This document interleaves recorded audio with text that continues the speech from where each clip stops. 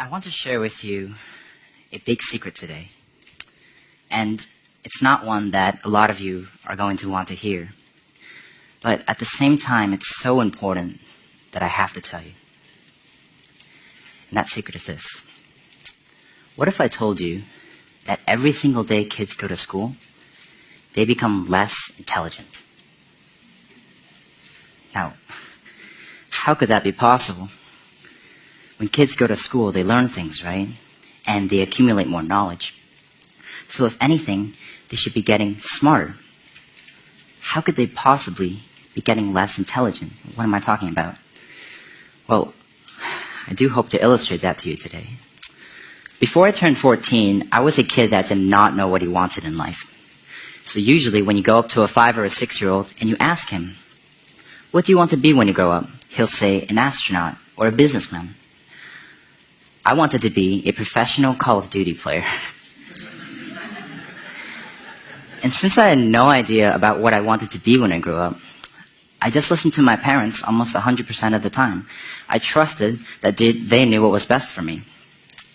My parents wanted out of me what any typical parent would want out of their child. So go to school, keep up your grades, get out and exercise once every few years. And I was trying to do everything they asked of me, except the problem was, I wasn't even that good at school.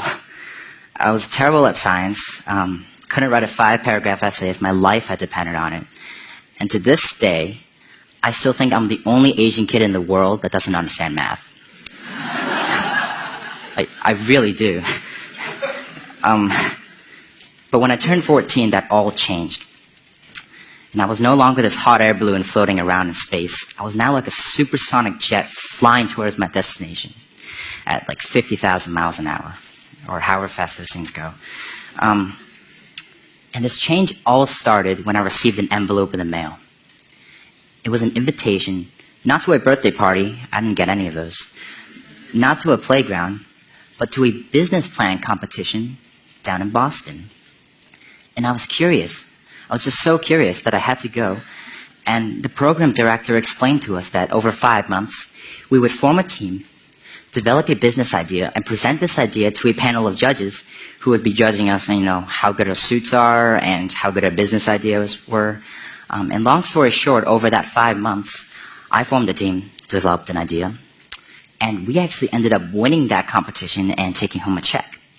And that one event sparked my interest for going to more and more of these competitions. And over the next 2 years of my life, I actually went to dozens and dozens of these competitions, and I was winning almost all of them. And I realized that I liked going to them so much, not just because I liked winning them, but also because I had an unrealized passion. And that was a passion for creating things.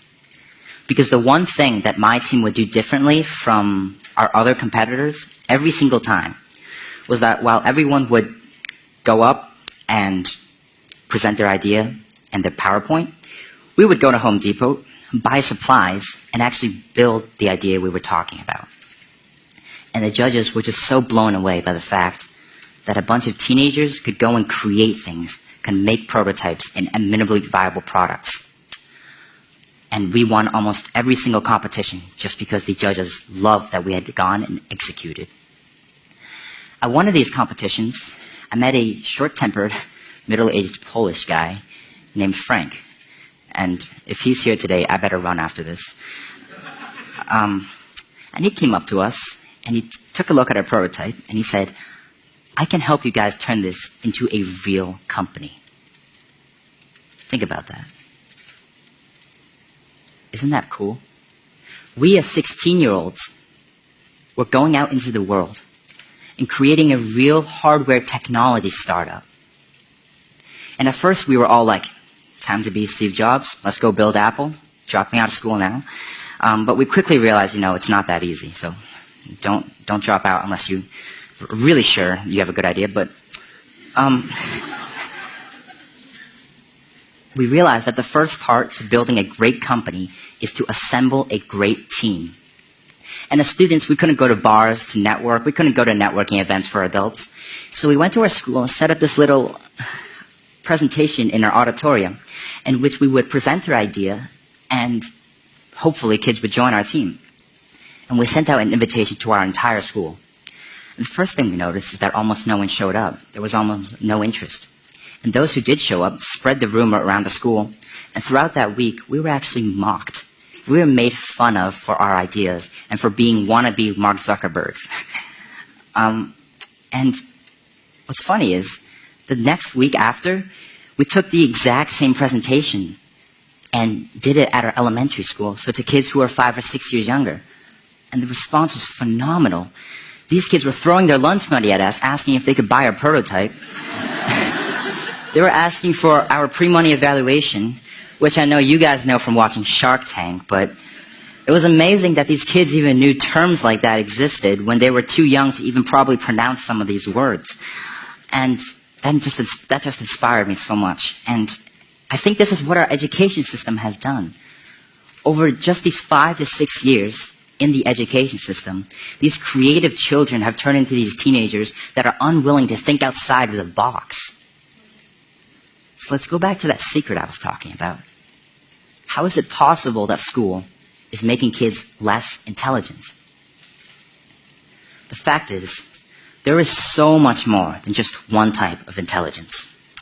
And while school can make you more academically intelligent, it can teach you physics, algebra, calculus. It is diminishing the children's creative intelligence. It is teaching them to think a certain way, to go down a certain path in life. It is telling them, go to high school, get a diploma. Go to a good college, find a stable job. And if you don't do that, you won't be successful. And if that was true, how am I even standing here today? How did I, a straight C student, start a technology company at the age of 16? And how is my company, which was featured on the Wall Street Journal last week, doing better than some of the companies started by Harvard or Stanford graduates? It must be something that can't be measured by academic intelligence alone. So here's what I believe. Parents, teachers, educators, you have the power to influence and inspire youth. The fact is, there are way too many people out there right now who are obsessed with telling kids to go to college, to find a good job, and to be successful. There are not enough who are telling kids to explore more possibilities, to become entrepreneurs. And if there's one message that I want parents, kids, and all of you to take away from what I've said here today, it's that you can open your own doors, and that you can stray away from this conventional, limited, and narrow path that education sets us upon. You can diverge and create your own future. You can start your own companies and start your own nonprofits. You can create. You can innovate. And if there's one message I want you to take away from everything I've said, it's this. No one has ever changed the world by doing what the world has told them to do. Thank you.